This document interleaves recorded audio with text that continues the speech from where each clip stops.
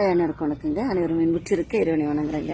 நேற்று நம்ம சிஎம் உடைய அம்மா அவங்களுக்கு சோபா மேடத்துக்கு பிறந்தநாள் கொண்டாடினாங்க. பல பேரும் ஏதோ சர்ப்ரைஸாக எல்லாமே பண்ணாங்க வச்சாங்க. ஆனால் ஒரு பாட்டியோட மனசில் தன்னுடைய வாரிசுகள் வரணும் அப்படிங்கிறது மட்டும்தான் இருக்குமே தவிர அவங்க எந்த கிஃப்ட்டுக்கோ எதுக்குமே ஆசைப்பட மாட்டாங்க. ஜேசன் சஞ்சய் நேற்று போயிருந்தாருன்னா, நேரில் போய் பாட்டியை வாழ்த்து சொல்லியிருந்தாருன்னா நல்லா இருந்திருக்கும். குடும்பத்துக்குள்ளே இருக்கிற அந்த சின்ன ஈகோவை தூக்கி போட்டுட்டு எல்லாரும் ஒன்றா சேரணுன்றதான் என்னுடைய கனவு. தயவுசெய்து எல்லாருக்கும் ஒரு பாடமாக இருக்க ஒரு நல்ல ஃபேமிலி. இந்த குடும்பமும் ஒத்துமையாக இருந்தால் ரொம்ப சந்தோஷமாக இருக்கும்.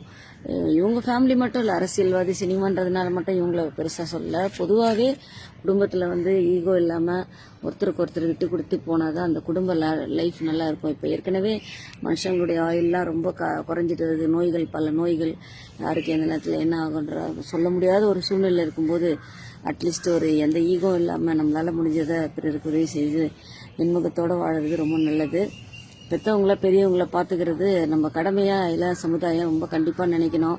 இந்த ஜேசன் சஞ்சய் இன்டர்வியூ பண்ண மீடியாக்கள் கூட அவரை பற்றியும் அவங்க அம்மா அப்பா பற்றியும் கேட்குறாங்க, அவரோட ஏதாவது சேட்டை பண்ணாரன்றதை பற்றி மட்டும் கேட்குறாங்களே தவிர பாட்டி தாத்தா இப்படிலாம் வளர்த்தாங்க வச்சாங்க, கூட போய் இருந்திருக்கீங்களா வச்சுருக்கீங்களா, அந்த எக்ஸ்பீரியன்ஸ், தாத்தா பாட்டி பற்றி எக்ஸ்பீரியன்ஸ் அதெல்லாம் கேட்டால் தானே குழந்தைங்களோட இளவு நெஞ்சில் இந்த நல்ல ஒரு மரியாதை வரும் பேரண்ட்ஸ் மேலே. மீடியாக்கள் பணம் சம்பாதிக்கிற ஒரே ஒரு கருவியாக மட்டும்தான் இருக்குது. குடும்ப உறவுகளை பாதுகாக்கிற ஒரு விஷயமாவும் இருக்கணும்.